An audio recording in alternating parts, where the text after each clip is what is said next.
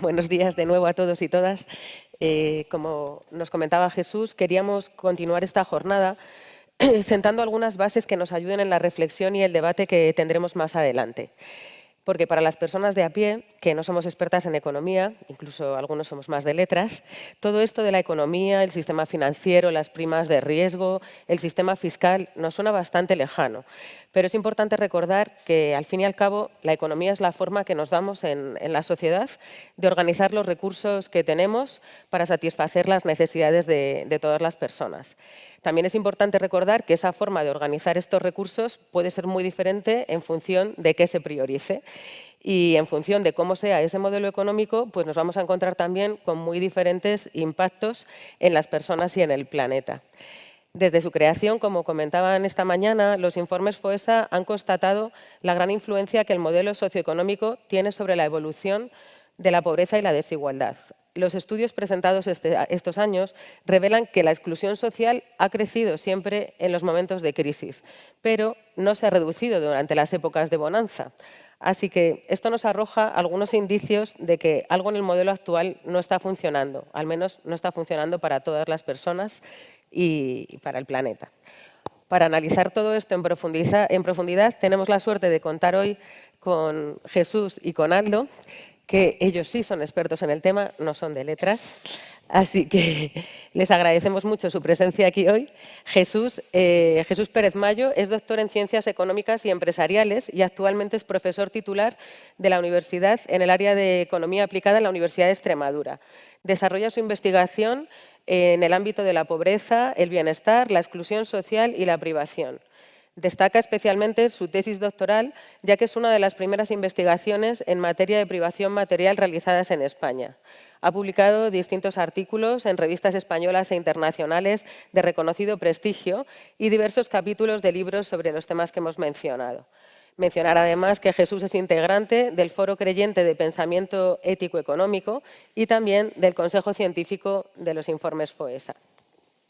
Tenemos también, y vamos a comenzar, con Aldo Olcese. Aldo aúna la triple condición de empresario y directivo, experto financiero y académico e intelectual. Pertenece y ha pertenecido a numerosos consejos de administración, consejos asesores de grandes empresas financieras, tecnológicas e industriales. Es doctor en Economía Financiera y pertenece a la Real Academia de Economía. Ha publicado más de 10 libros, entre ellos el Manual de la Empresa Responsable y Sostenible, que se ha reeditado en 2015. Y Aldo, además, ha recibido multitud de premios y condecoraciones y queremos traer hoy aquí las palabras acertadas que le dedicaron sobre su trayectoria cuando se le hizo entrega de la Cruz al Mérito Civil. Aldo Olcese es un economista independiente y querido y apreciado por todos, sin distinción de ideologías. Ha sabido mantener su independencia por encima de los alineamientos y adhesiones incondicionales tan habituales en la política española y de las presiones de toda naturaleza, con una sensibilidad especial por el interés general y la mejora de la sociedad en la que nos ha tocado vivir, desde la ética y la transparencia. Así que muchas gracias a los dos por acompañarnos hoy. Empezaremos con Aldo, que cuando quieras, Aldo, puedes comenzar tu exposición. Para el resto de las personas que estáis en el público, sí comentaros que si queréis hacer alguna pregunta, contáis con papel y boli que os hemos facilitado y si queréis podéis escribir la pregunta, levantáis la mano y alguna de las compañeras y compañeros de la organización recogerán las preguntas y nos las trasladarán al final de la exposición de Aldo. Gracias, Aldo. Muchas gracias. Buenos días. Gracias, Ana, por tu introducción. Has sonrojado un poco. Espero estar a la altura de las circunstancias y no defraudar. Y también espero sobrevivir a lo que voy a decir aquí, porque algunas cosas van a ser políticamente incorrectas. Pero creo que las circunstancias que vivimos requieren de mucha sinceridad, transparencia, compromiso y también coraje cívico, que voy a intentar demostrar hoy aquí. Quiero agradecer a la Fundación Pablo VI, a su director general, Jesús Abezuela, viejo amigo, y a Cáritas que haya organizado estas jornadas. Yo la he priorizado sobre mi agenda porque creo que es importante que nos reunamos en este ámbito con estos, palos para hacer unos mimbres y construir algo positivo desde una plataforma como esta, que cree mucho en lo que aquí vamos a tratar y que lo demuestra cada día. Nos toca hablar de economía y personas, pero antes es importante que nos fijemos en el contexto. Antes de hablar de esto, hay que hacer un rápido repaso del contexto, de las circunstancias que nos están tocando vivir. No podemos ser ajenos a ello y tampoco podemos hacernos trampas en un solitario. Y quiero empezar por dar mi visión sobre lo que está sucediendo en esta crisis económica, política, guerra, etcétera, etcétera. Lamento tener que empezar con un ejemplo que nos incite a una reflexión profunda. ¿Qué hay en el origen de lo que estamos viviendo? Se nos dice que es la guerra de Ucrania y el gas ruso, el incremento de los precios energéticos, que ha producido un incremento generalizado de los precios, se ha disparado la inflación y hemos entrado en crisis, en recesión, y en eso estamos.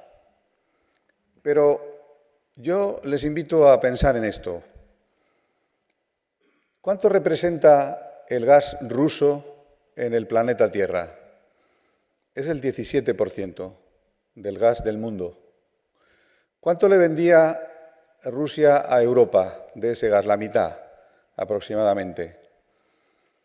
¿Cuándo empiezan los verdaderos problemas sobre los precios del gas ruso?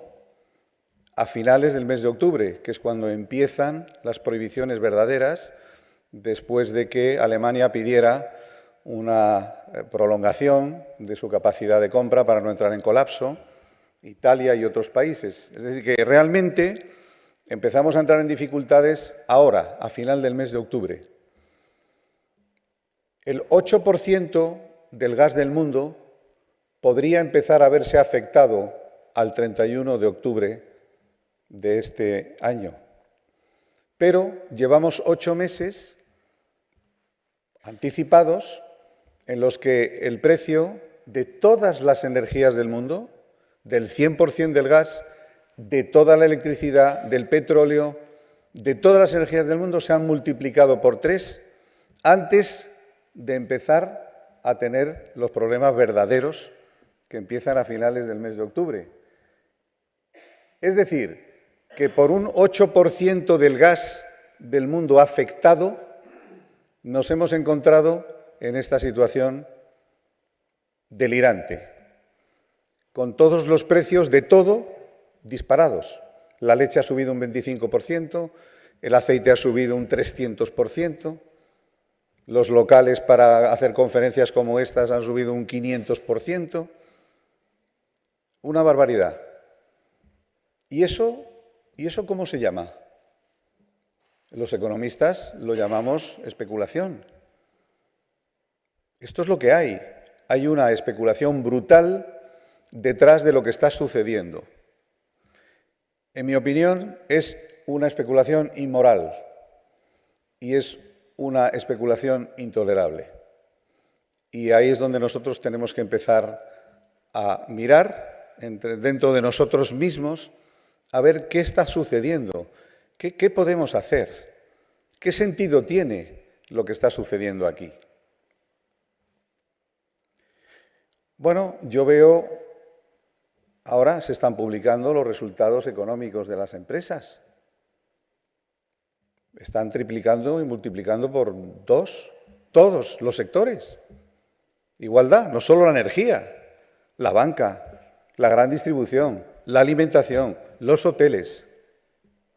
Y en el otro lado están de los que nos ocupamos nosotros. Los débiles, los desfavorecidos, los que cada vez están peor, y el conjunto de la ciudadanía mundial empeora, mientras mejoran exponencialmente las grandes compañías, los sectores estratégicos y los grandes empresarios. Les aseguro que yo no soy de Podemos. Tengo aquí hasta una chaqueta de botones dorados. Me considero una persona liberal conservadora, Pero eso no me impide ver que aquí lo que hay es un componente brutal de codicia desmedida y de abuso, además de unas circunstancias sobrevenidas que son ciertas. Pero los resultados negativos se han multiplicado por mucho más de lo que deberían haber sido. Y aquí hay mucha gente que está tratando de hacer el agosto a costa de lo que ha sucedido en el mundo. Y los efectos son mucho peores de los que debieran haber sido. Si hubiéramos sido responsables, si hubiéramos tenido compromiso y si hubiéramos tenido de verdad una buena responsabilidad social corporativa y una buena gobernanza. A eso me voy a referir a continuación. Quiero hacer otra reflexión que tiene que ver con los pilares de la democracia. Yo, al menos en la que yo he vivido, y creo que en las que se fundamenta el mundo occidental, son la libertad, la igualdad y la fraternidad, origen de los postulados de la Revolución Francesa. Estos han presidido y presiden la conformación de nuestras democracias modernas. ¿Qué ha sucedido con la libertad? Hombre, la libertad la hemos trabajado mucho, la hemos ganado con esfuerzo y se han hecho miles de leyes en el mundo para defender la libertad. Y no nos ha ido mal. Vivimos en un mundo razonablemente libre, al menos los que estamos aquí. ¿Qué ha sucedido con la igualdad?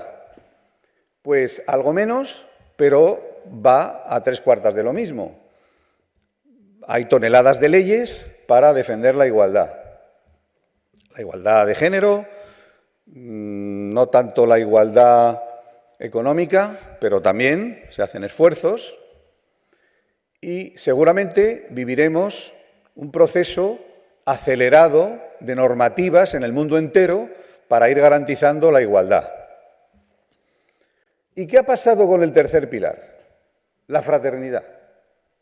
Pues la fraternidad no se ha regulado en ningún sitio, porque no se puede regular. Yo no le puedo decir al señor Abezuela, por decir a alguien que nos ha convocado aquí, que todos los días tiene que ir a hacer una obra de caridad o que tiene que querer bien a sus semejantes.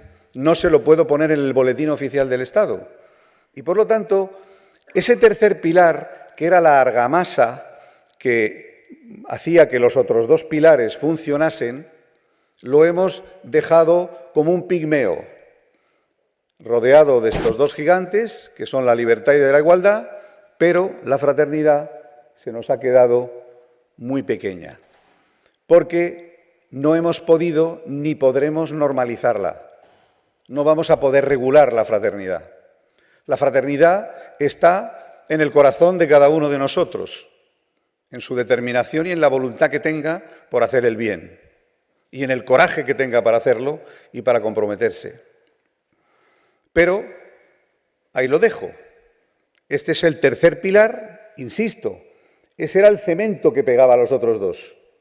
Pero nuestro cemento no funciona.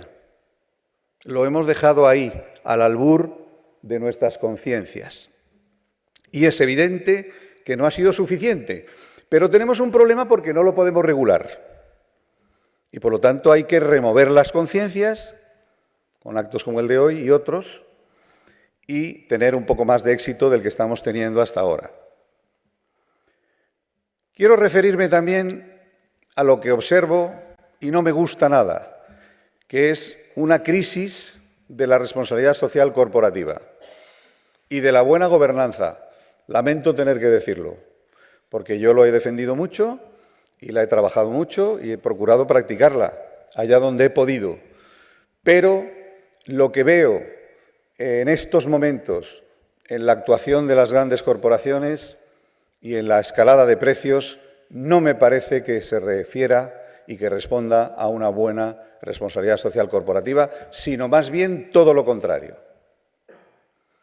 Y produce efectos muy negativos, porque cuando no somos autorresponsables, cuando no nos autogobernamos, cuando no nos autolimitamos y cuando no administramos nosotros bien las libertades que hemos recibido, los reguladores se ponen nerviosos, intervienen, regulan y suelen hacerlo mal. Ponen impuestos, hacen restricciones, que es lo que estamos viviendo. ¿No hubiera sido más razonable que las compañías eléctricas y energéticas hubieran autolimitado los precios en aquella fracción de beneficios que les sobrevenían por unas circunstancias ajenas a su propia dinámica? En lugar de esperar a que los gobiernos tengan que intervenir poniéndoles impuestos, que además económicamente no está bien, porque lo suyo es rebajarle la factura a quien la tiene que pagar, no poner un impuesto para que luego revierta de la manera que quiera cada gobierno. Bueno, pues nadie lo ha hecho. Y estamos viviendo unas consecuencias lamentables, tremendamente negativas. Es y son causas espurias, la mayoría de ellas, y hay que decirlo, y lo tenemos que decir desde nuestra trinchera, no desde las de Podemos. Tenemos que decirlo nosotros, y basta ya, porque están conduciendo a la humanidad a un auténtico desastre, que es lo que estamos viviendo en estos días. Bien, espero que sea solo una vía de agua y que nos dediquemos a taparla y no se nos hunda el barco, porque este capitalismo no nos gusta nada. A mí no me gusta y creo en él. Yo tengo un libro que se llama El capitalismo humanista, es en el que yo creo. Y en un capitalismo humanista esto nunca se debiera haber permitido por los propios capitalistas. No hay nada peor, no hay mayor tragedia que un gobierno como un padre o madre que tiene que recortar las libertades que le dio a sus hijos porque se excedieron en su uso. Y eso es lo que estamos ahora. Un retroceso brutal en las libertades económicas y en la economía de mercado. Pero ojo, provocado por nosotros mismos, igual que los populismos. Los populismos no caen del cielo. No, es que han caído unos populistas del cielo. No. Hemos generado populismo porque hemos actuado mal. Y eso es lo que estamos. Entonces, es urgente que haya una reversión de todo esto y que parta de nosotros mismos, de los que tenemos una cierta capacidad para influir en el devenir de las cosas, en la marcha de las empresas, en la marcha de la economía, no en los gobiernos que tengan que regularlas, porque además nos lo van a regular, como ya estamos viendo, y va en demérito de todo el mundo. ¿Tiene sentido subir los tipos de interés cuando hay una inflación que es evidentemente y claramente de costes y de oferta y no de demanda? Yo soy economista, doctor en economía. No lo entiendo. ¿Cómo es posible que esté sucediendo esto? La inflación es de costes, no es de demanda. La leche no ha subido un 25% porque los que estamos aquí estemos comprando el triple. Compramos lo mismo, por el amor de Dios. Entonces, ¿qué va a hacer la subida de tipos? Pues generar más inflación en el corto plazo. Y es en la espiral en la que estamos. Y esto no se va a resolver hasta que no termine la guerra. Pero bueno, en fin, tampoco quiero extenderme porque quiero entrar para lo que se me ha convocado y, por favor, Ana, avísame porque yo tengo una cierta tendencia a excederme y no me gustaría quitarle el espacio a mi colega. No te preocupes. Por último, última reflexión. Yo creo, sinceramente, que estamos ante un nuevo paradigma mundial, ante un proceso de aceptación difícil y de reconocimiento de algo que está sucediendo. Y es que ya no vamos a conseguir sobreponer nuestro modelo occidental al modelo de China. Hablo de China por hablar del mayor exponente del otro modelo. China es demasiado importante para que consigamos doblegarla. No vamos a conseguir que China se doblegue a base de sanciones financieras, porque como China empiece a sancionarnos tecnológicamente y entremos en una conflagración de sanciones cruzadas, el mundo va a sufrir muchísimo y eso no es posible. Y hay que empezar a entender que nosotros no vamos a poder eliminar el comunismo de China o otros comunismos a base de sancionarlos. Vamos a tener que aprender a convivir con ellos.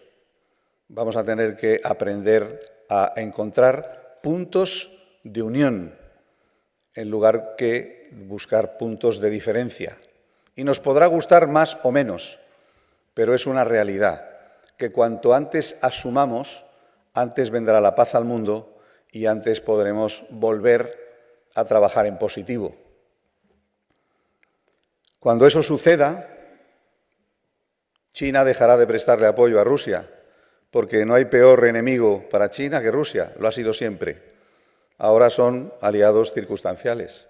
Eso requeriría de otra conferencia, pero creo que todo esto que yo digo es algo que va a ir sucediendo y mi auspicio es que la guerra de Rusia y Ucrania terminará más pronto que tarde y que volveremos a una senda de colaboración desde el postulado de que los Estados Unidos de América y Europa entiendan que tienen que convivir con China de una manera positiva y proactiva, mal que nos pese.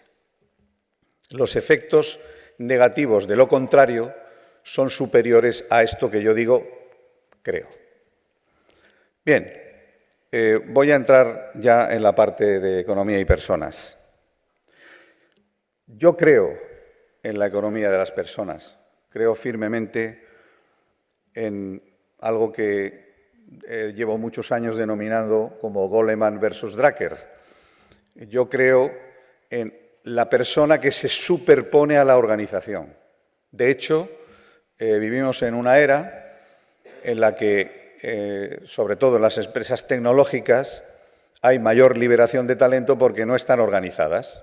Nacieron en garajes de Silicon Valley, tienen una estructura mucho más plana de organización y esas estructuras generalmente son liberadoras de talento y no están limitadas por ese, digamos, sistema en el que hemos convivido y nos hemos desarrollado todos los demás hasta hace poco, de la organización que se superpone a las personas. Alguien define la organización, esa organización afecta a todo el mundo está obligado a estar sometido a esa organización definida por unos pocos y que todos los muchos, digamos, tienen que acatar.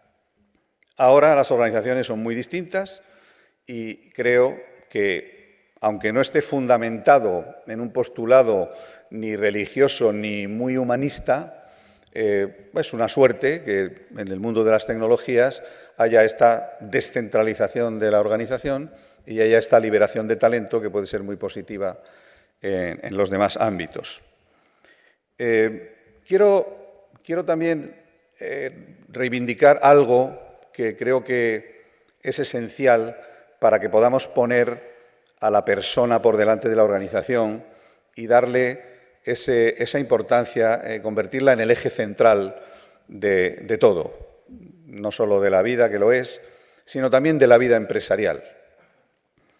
Yo lo he llamado algo así como desmontando la gran impostura. Hoy día, ¿qué es la persona?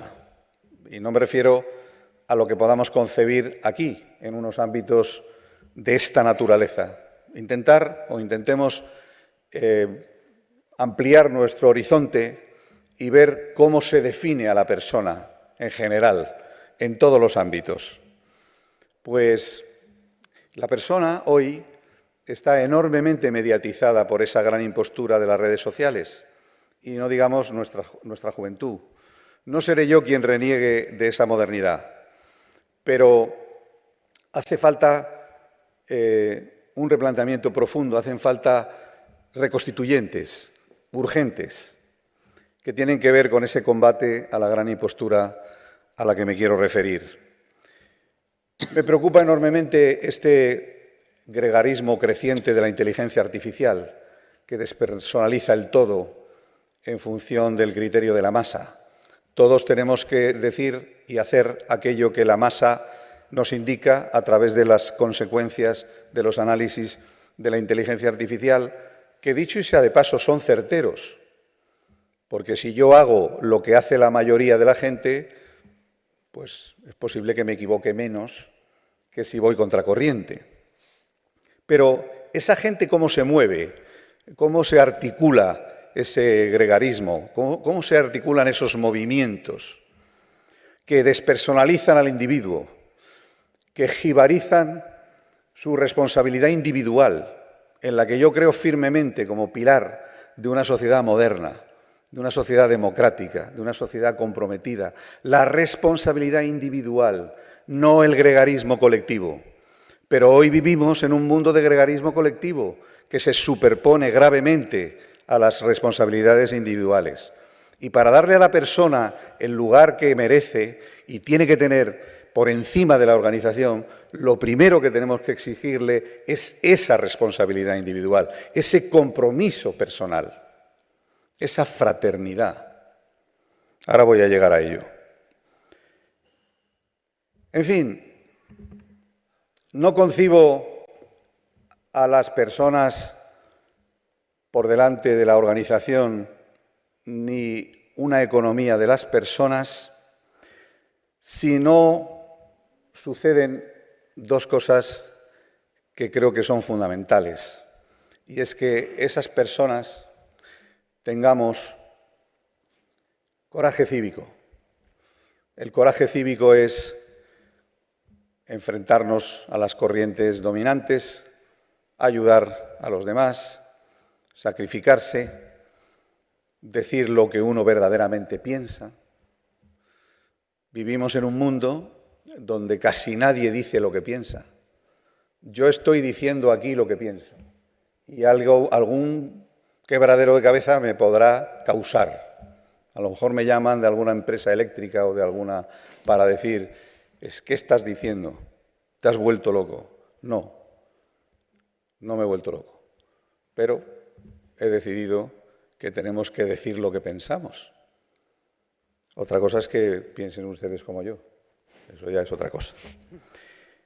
Y la segunda cuestión, además del coraje cívico, es algo que ya está en vías de desaparición, que es arriesgar como opción verdadera, asumir riesgos, asumir el riesgo de decir lo que pienso, asumir el riesgo de decir algo que políticamente sea incorrecta. Yo no sé si ustedes lo están viviendo. Yo vivo últimamente un ambiente fatal. La gente tiene miedo después del coronavirus, porque si el gobierno se va a enfadar en esto, si la oposición de lo otro, es lamentable. No hay responsabilidad individual o cada vez menos, y creo que tenemos que hacer un esfuerzo grande para revitalizar esa capacidad que tiene el ser humano para progresar arriesgando. Nadie nos va a regalar nada. Arriesgar mucho es ocuparse de los demás, es decir las verdades para defender a los que no tienen nada. Es una tragedia que a la gente que no tiene nada la tenga que defender la izquierda. Es trágico. Tenemos que defenderlos todos, especialmente los que más tenemos. Especialmente los que más tenemos. Bueno, por último y concluyo, hay que inocular el humanismo en la empresa. Es una frase facilona de decir, muy difícil de realizar, pero que tiene que ver con poner a la persona por delante de la organización y que sea inspiradora de ese talento que no solamente tiene que ser científico o económico, sino que tiene que ser también moral y de compromiso y de valores, que eso sí que está bajo tierra y hay que revitalizarlo, como sea. Esa fraternidad. Yo di una conferencia en la apertura de los cursos de verano del Escorial el año pasado sobre la fraternidad Y bueno, me invitaron a hacerlo y estuve una hora hablando de eso, sobre la fraternidad en el mundo de la empresa, que se resume en algo tan sencillo como lo que ya conocemos: es muy viejo, no hagas al otro lo que no quieras para ti. Es muy viejo, pero qué difícil es de hacerlo en un contexto donde lo que hay son intereses económicos, hacerlo en un contexto donde lo que hay son básicamente intereses materiales. Pero la realidad es que la única certeza verdadera que hay es la fuerza del amor. La fuerza del amor por un semejante, por un colega, por un compañero de trabajo, por tu familia, da igual. Solemos dejar eso para el entorno familiar más íntimo y cada vez que traspasamos una frontera es más difícil y llevar eso a otros mundos es complicado, pero es lo que yo creo que debemos hacer. Viviremos en un mundo mejor y además creo que no será utópico, porque también la mala noticia es que de todas estas adversidades solo vamos a poder salir con grandes dosis de fraternidad. Muchas gracias.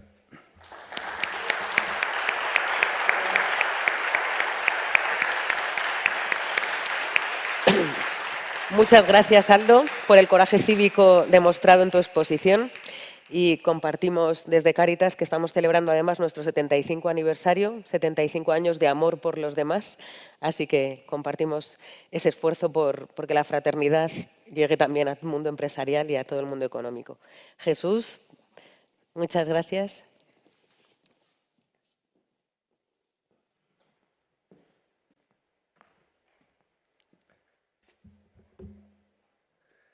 Buenos días, muchas gracias por la invitación, muchas gracias a los organizadores. Tengo que felicitar a los organizadores por el título, porque la verdad que plantear, y aparte porque lo han planteado en interrogación, o sea, no afirman que otra economía es posible, sino que se preguntan que otra economía es posible, y eso de alguna manera, pues ya desde el principio están facilitando el diálogo. Y antes de hablar, voy a felicitar especialmente a Cáritas por el acto. Porque generalmente cuando en la sociedad pensamos qué hace Cáritas y hablamos de economía, pues hablamos de los descartados, de los que se quedan al margen, de los perdedores de la economía. Y parece que Cáritas se tiene que dedicar solamente a eso. Cuando Cáritas también se dedica pues, a cambiar las estructuras para que esas personas pues, o bien abandonen la situación que tienen o no se llegue a esa situación. Entonces, realmente, pues felicito a Cáritas por este acto, porque de alguna manera pues ayuda a que cale esa idea de que no solamente hay que asistir a los perdedores, sino también hay que cambiar las estructuras para que esto no suceda. En esta etapa de sinceridad que ha abierto el anterior interviniente, el señor Olcese, pues yo también tengo que ser sincero. En primer lugar, tengo que ser sincero pidiendo perdón. Dicen que es malo que un orador pida perdón. Normalmente es malo que lo pida al final porque se ha extendido mucho. Yo voy a pedir perdón al principio, no porque me vaya a extender demasiado. Por favor, Ana, córtame. Sabes que me gusta hablar mucho. Pero pido perdón por mis capacidades. No sé, y no es falsa humildad, no sé si realmente voy a estar a la altura de lo que se pide. Pero también pido perdón porque en este compartir reflexiones sobre si otra economía es posible, en este repartir cartas para el debate de esta jornada, que es como yo voy a plantear mi intervención, pues realmente llevo años en el que como economista, como profesor de economía, vivo en el eterno desconcierto. O sea, los organizadores se preguntan si otra economía es posible y como ven en la pantalla, yo me preguntaría el otra, el economía y el posible. O sea, antes comentaba Aldo Olcese que no entiende que la política que ha tomado, la decisión que ha tomado el Banco Central Europeo, yo tampoco la entiendo, pero es que llevo años que no entiendo muchas de las cosas que pasan. O sea, no las entiendo, porque me sumen en la auténtica perplejidad, ¿no? ¿Por qué me preguntaba el otra? Porque generalmente cuando pensamos en otra economía estamos pensando tenemos la economía de siempre y luego hay gente que hace otras cosas. Y en realidad, por lo menos lo que yo voy a intentar transmitir a lo largo de mi intervención, es que tenemos que pensar que cosas que damos por hechas las vamos a tener que cambiar y que deberíamos cambiarlas antes de que la realidad nos obligue a cambiarlas. También me pregunto la economía, porque en realidad la economía, y sobre todo cuando lo relacionamos con las personas, no es más que un ámbito de nuestra vida, que influye mucho en el resto de nuestra vida, como se hablaba en el café coloquio, y en el que nosotros podemos intervenir también a lo largo de nuestra vida, pero no es solamente economía, ni es algo externo, algo que esté separado de nuestra vida, ¿no? Y por último, me preguntaba si es posible, e intentaré terminar mi intervención dando las claves que yo creo que son necesarias para que esa manera diferente de organizar la economía para buscar un mayor bienestar sea posible, que espero que sea posible. Hablamos de la economía, pero en realidad, cuando hablamos de la economía, ¿de qué estamos hablando? O sea, ¿cuál es el objetivo de la economía? Antes, en la intervención anterior, la verdad que entre el café coloquio y la intervención anterior, estaba por decirle a Ana que bueno, pues que se limitara, por si alguien tenía que preguntarme algo, que respondía a las preguntas, ¿no? ¿Cuál es el objetivo de la economía? ¿Cuál es el objetivo de las empresas? ¿Cuál es el criterio que debemos seguir? Es decir, antes se hablaba de que es necesario que crezca la tarta y que además tenemos que repartirla. Y si no crece la tarta, porque haya determinadas restricciones que impiden que la tarta crezca, ¿qué hacemos? Se nos cae el modelo. ¿Por qué asumimos todos que más equivale a ser mejor? De manera intuitiva, siempre más equivale a ser mejor. Y tenemos que reconocer, y la verdad que la intervención anterior pues, ha sido un ejemplo, porque se empieza a hablar de los precios del gas y se termina hablando de la relación entre las economías occidentales y China. La realidad es compleja. Y muchas veces intentamos resolver problemas complejos. Primero, no queremos respuestas complejas, sino que queremos respuestas sencillas a problemas complejos. Y queremos soluciones sencillas a problemas complejos. Y no hay soluciones sencillas. Porque tenemos que mirar la economía en su conjunto, tenemos que mirar la realidad en su conjunto. Y pensamos que cambiando una norma, poniendo un impuesto, bajando un impuesto, tenemos un debate sobre si subir, bajar impuestos es bueno o malo, y gobernantes que dicen una cosa, 15 días después dicen lo contrario, pero en realidad nadie se pregunta, vale, estamos hablando de impuestos, pero nos estamos preguntando si el gasto lo gastamos bien. Nadie se lo pregunta. Y cambiar una pequeña pieza cambia el todo. Por tanto, creo y propongo pues, que cuando hablemos de economía tengamos la mente abierta y que veamos la economía en su conjunto. En la intervención anterior hemos hablado de problemas de coyuntura, de problemas graves. Cuando yo hablaba del desconcierto, es que si uno mira lo que nos lleva pasando desde el año 2008, que no empezó en el año 2008, venía de antes, pero hemos enganchado una crisis financiera. Cuando nos recuperábamos llegó la pandemia, en la que, yo no sé ustedes, pero cuando uno salía a la calle a hacer la compra, veía que todo estaba cerrado. Y en España no se cerraba todo, no se había cerrado todo nunca, ni siquiera en la guerra civil. La actividad económica seguía aunque estuviéramos en guerra. Y estaba todo cerrado, todo parado. Y cuando parecía que nos estábamos recuperando, que estábamos saliendo de la pandemia, como mínimo dejábamos de llevar mascarilla, viene la guerra. Y alguien puede pensar que todo es coyuntura, pero es que hay retos a los que tenemos que dar respuesta, además de los retos de la coyuntura.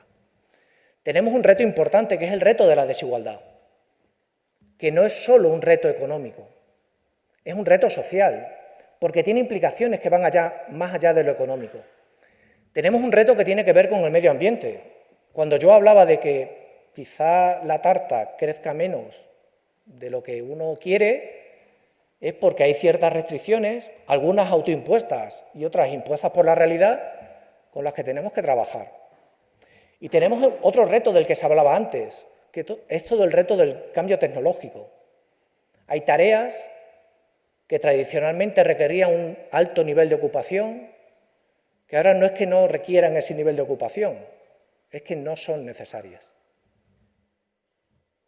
¿Y qué hacemos con las personas? Hablamos de economía y personas.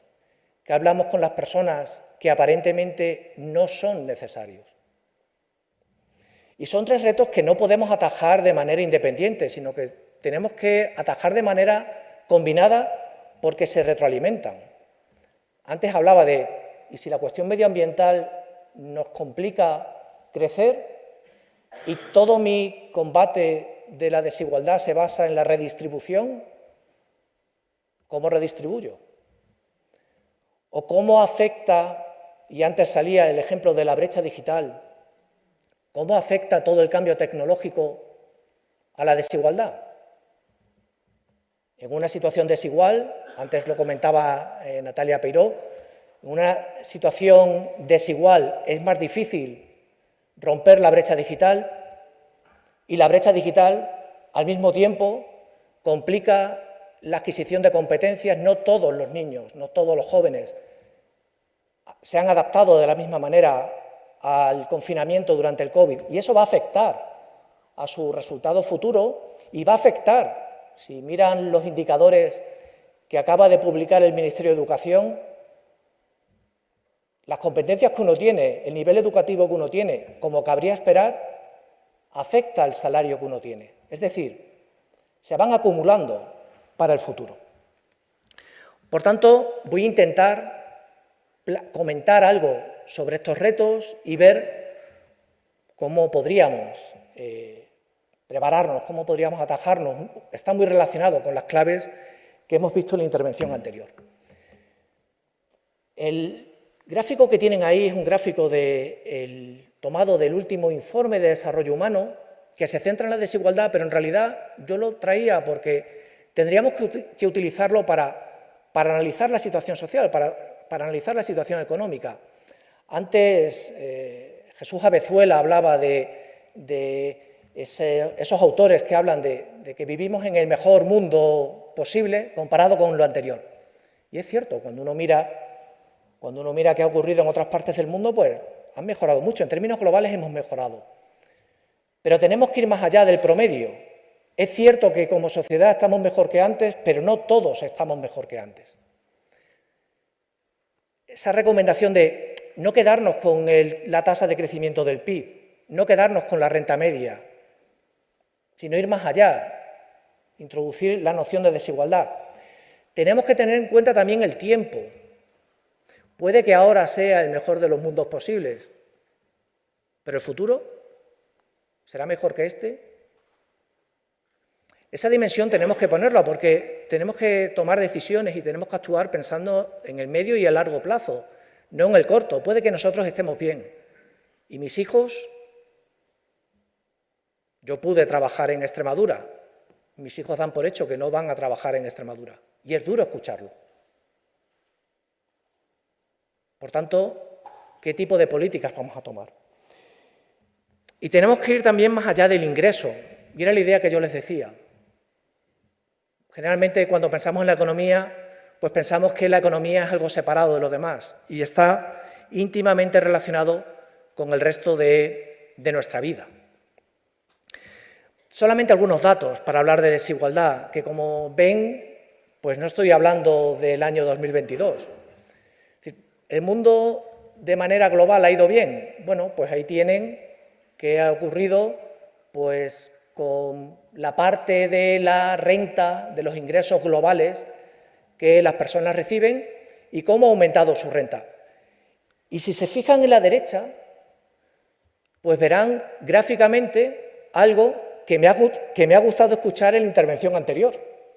A los que mejor les ha ido en todo este momento, ¿a quién ha sido? A los que eran más ricos al principio. Es decir, ¿el mundo ha mejorado? Sí. ¿Ha mejorado por qué? Ha mejorado porque, no sé si llamarlo clase media, pero la clase media de China e India ha mejorado.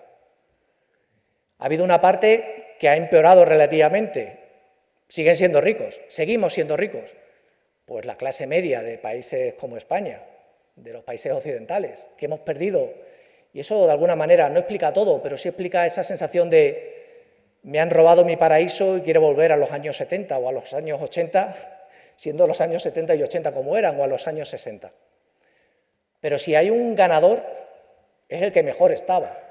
Por tanto, algo nos tiene que decir de, vale, todos mejoramos, pero hay algunos que mejoran más que otros. Esto es en cuanto a ingresos, es decir, en cuanto a la renta que recibimos cada año. Pero en cuanto a riqueza, pues en cuanto a riqueza la gráfica es exactamente igual. Quienes eran más ricos han aumentado su riqueza. Es decir, tenemos un modelo que de alguna manera nos plantea una ilusión. Todos mejoramos, estamos conformes, pero no vemos lo que pasa más allá de las bambalinas. Todos mejoramos, pero si se repartiera de una manera diferente podríamos mejorar aún más.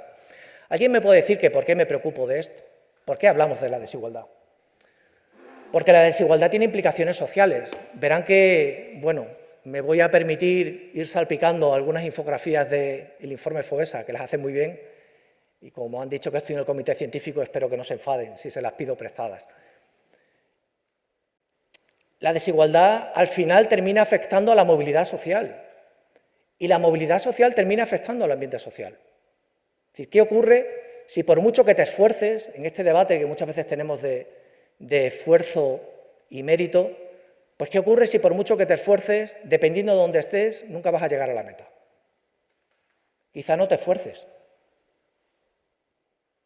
Y una sociedad con ese coraje cívico del que hablamos antes, podemos exigir coraje cívico cuando hay parte, como veremos después, de la sociedad que se siente apartada y al margen, pues va a ser difícil. El caminar juntos será más fácil cuando yo vea que de alguna manera pues cuentan conmigo. Es algo que, como les decía, la movilidad social, el impacto de la desigualdad en la movilidad social se va repitiendo a lo largo del tiempo. Hay numerosos estudios en los que dicen, y remito de nuevo al último informe del Ministerio de Educación, en el que dice que la variable que más influye en la adquisición de conocimientos por parte de los niños es el estudio, el entorno socioeconómico, la familia en la que crece. Y es la variable que más influye, más que el colegio al que va, más que los profesores que tiene, más que los compañeros que tiene, la familia que tiene. Y si los resultados son mejores, ¿qué va a ocurrir? Pues que la siguiente generación, ese efecto de que mi familia me ayuda a que mis competencias sean mejores, pues se va a incrementar. Por tanto, de alguna manera nos tiene que preocupar, más allá de algo económico, qué está ocurriendo con nuestra sociedad. Se ha comentado antes, cuando se hablaba de cómo se gobierna, esa relación entre economía, sociedad, entre economía y política, entre gobierno de las empresas. La desigualdad económica muchas veces no se queda solo en lo económico, sino que la desigualdad económica termina pasando al ámbito político y al ámbito social. Antes ponía un ejemplo, Natalia, cuando hablaba de la brecha digital, y ponía el caso de la dificultad de relacionarse con la administración, para que vean algo que es un efecto de la desigualdad económica. Yo he tenido un problema de relacionarme con la administración por una cuestión que tuve con mis hijos. Tardé 2 semanas en resolver algo que era relativamente sencillo, porque cuando llamaba a la Seguridad Social y a Muface nadie me cogía el teléfono, y cuando pedía cita me daban cita para pasado el plazo en el que tenía que presentar alegaciones, por los cuales me iban a castigar. Y yo tengo certificado digital. ¿Y si alguien que no tiene certificado digital necesita relacionarse con la Administración para solicitar el ingreso mínimo vital, aunque afortunadamente se haya mejorado y tenga complementos para la infancia y complementos para el trabajo? Vale, eso sí lo tengo. ¿Y si no puedo pedirlo? ¿Y por qué no puedo pedirlo? Porque no sé o porque no tengo los medios, no porque no quiera. Por tanto, como decía, tenemos que verlo todo en su conjunto. A pesar de que he dicho que es bueno que Cáritas pues, haga esto porque abre el foco, sí es bueno que en esta reflexión sobre la economía y las personas no olvidemos a los últimos, a los descartados, a los que algunas veces les ocurre cómo aparece en esa viñeta. Si ven esos dos esqueletos que están en el fondo, pues están en una barca y dicen que hay una marea que va a subir todos los botes. Esa idea de si la tarta es más grande, todos mejoramos. Y el otro le dice, ¿y han dicho cuándo? Es decir, hay una parte de la sociedad, perdón, pensé que la tenía, no. Hay una parte de la sociedad que se queda, al margen de cómo evoluciona la economía. Y que cuando ponemos el foco en la media, no salen. Estaba buscando, y la verdad que no sé qué ha debido ocurrir, estaba buscando otra infografía del informe FOESA, le invito a que la busquen en la red porque es muy significativa, que de alguna manera explica qué ocurre en la sociedad, basándose en ese concepto amplio de la exclusión social, bueno, pues dibujando lo que sería una calle normal de cualquier pueblo o ciudad de España, con alguien que está tomando pues unas cañas en una mesa, un rider que va pasando, alguien que va por la calle y finalmente uno que está tocando la guitarra. Generalmente cuando pensamos en los últimos pensamos solamente en el que está tocando la guitarra pidiendo dinero. Y lo que no nos damos cuenta, y esto es importante para los cambios que vamos a ver, pues son los que están en el medio. Generalmente todos consideramos que somos los que estamos sentados en la mesa tomándonos la caña. Lo que Cáritas conoce, lo que FOESA llama sociedad integrada. Bien, voy a terminar,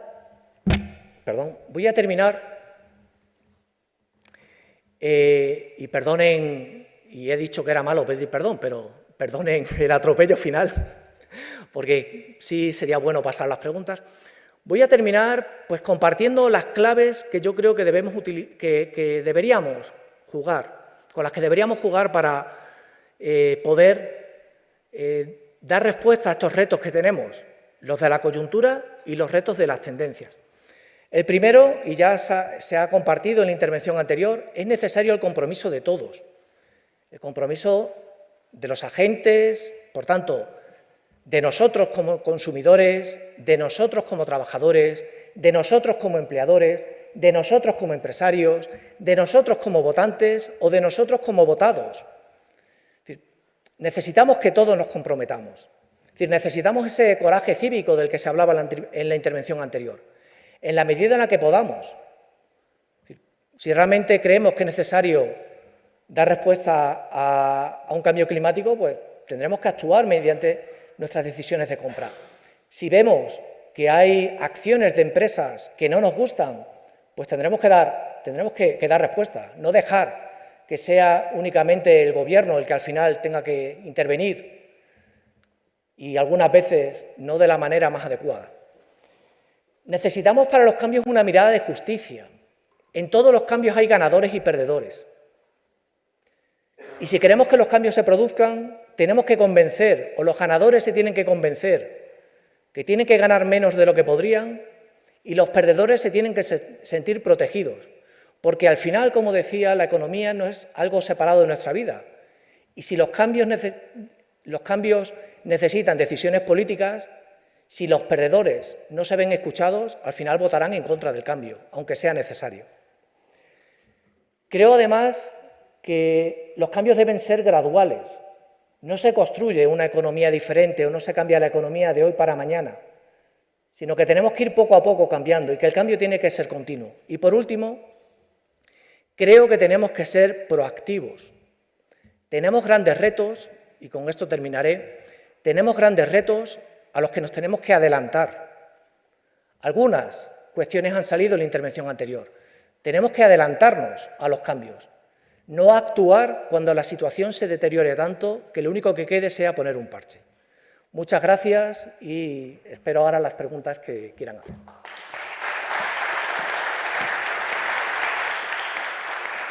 Muchas gracias, Jesús.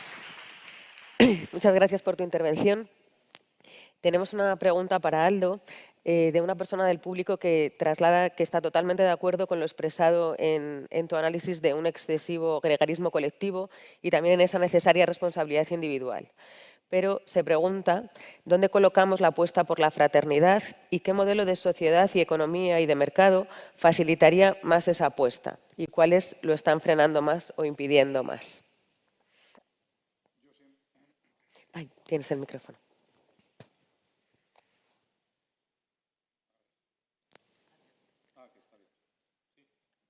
Sí. Yo siempre he creído que la mejor configuración socioeconómica para garantizar eso era el liberalismo económico que se fundamentaba en los postulados de Adam Smith, que ya nos habló de la defensa, él lo llamaba del egoísmo individual, ¿no?, con una función colectiva. Defender el interés general desde el egoísmo individual, decía él. Era profesor de ética. Pobrecillo de lo que ha quedado. Adam Smith. Y lo digo con dolor. Siempre he pensado que ese es el verdadero modelo. Y lo sigo pensando. Pero es que depende de nosotros mismos, de los que creemos en ese modelo. El problema es cuando crees en ese modelo solo para beneficiarte tú y no fijarte en el interés colectivo. Eso es lo que está sucediendo. El modelo funciona, pero el modelo se ha desvirtuado. Y entonces, ¿cómo se puede? Hay que mantener el modelo, pero generar una coherencia interna dentro de las organizaciones para que la responsabilidad social corporativa sea de verdad y no de pacotilla. No para ponerlo en un informe, que yo he hecho centenares y he revisado centenares de informes y ya me sé de qué pie cojea cada burra. Entonces, no todas, pero que se ve venir. Y en los momentos de gran dificultad como el de ahora es donde se pone eso a prueba. Por eso hay que combatirlo y tenemos que decirlo y tenemos que hacer que nuestros grandes capitanes de empresa y capitanas recapaciten y den un paso atrás. Que sean ellos. No he tenido tiempo de decirlo, pero yo confío en que el gran motor del humanismo sea el mundo de la empresa. No va a ser el Estado, ni la educación, porque ya es poliédrica. Lamento decirlo y en este foro más, tampoco lo va a ser la familia, porque nosotros creemos en la familia de una manera determinada, pero la mayoría de la gente ya hoy cree en otro tipo de familias. No veo que el humanismo se vaya a regenerar en la familia, ni en la escuela, ni en las universidades.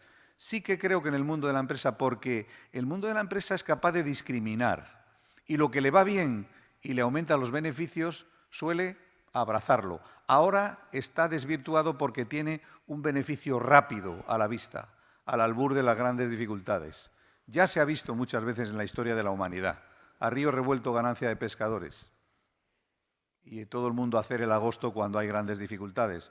Ya sabemos que mucha gente se enriquece y se enriquecerá cuando hay guerras. Lo que es obsceno es que sean grandes corporaciones, porque antes eran algunos individuos, algunas familias. Es obsceno que sean grandes corporaciones estructuradas, que se supone que tienen buena gobernanza y buena responsabilidad social. Y eso es lo que no debemos tolerar. Gracias, Aldo. Esta pregunta os la lanzamos a los dos, un poco en esa línea de pensar con creatividad. Si no es el Estado vía impuestos, ¿qué otras vías hay para realmente controlar o favorecer esa fraternidad en el mundo empresarial y en el mundo económico? Porque sí que pues está esa responsabilidad social corporativa, pero como dices, a veces nos la podemos creer más o menos según en qué empresas, podemos tirar del consumo responsable, también los consumidores estamos eligiendo cada vez que hacemos una compra. Pero ¿qué más opciones tenemos para que realmente se pueda fomentar esa fraternidad o controlar a los que se van al extremo contrario? Bueno, he dicho que no se pueden resolver problemas complejos con respuestas sencillas, pero me veo obligado a dar una respuesta sencilla porque si no, no terminamos. Hay un concepto que sí, en el mundo anglosajón sí se habla de él, cuando al final me estás hablando de desigualdad, pero que se habla poco aquí. Casi siempre hablamos de redistribución y no hablamos de predistribución. Es decir, la redistribución es hay un resultado del mercado y ahora el Gobierno, pues vía impuestos, vía prestaciones, como hemos visto en el Café Coloquio, da un resultado diferente.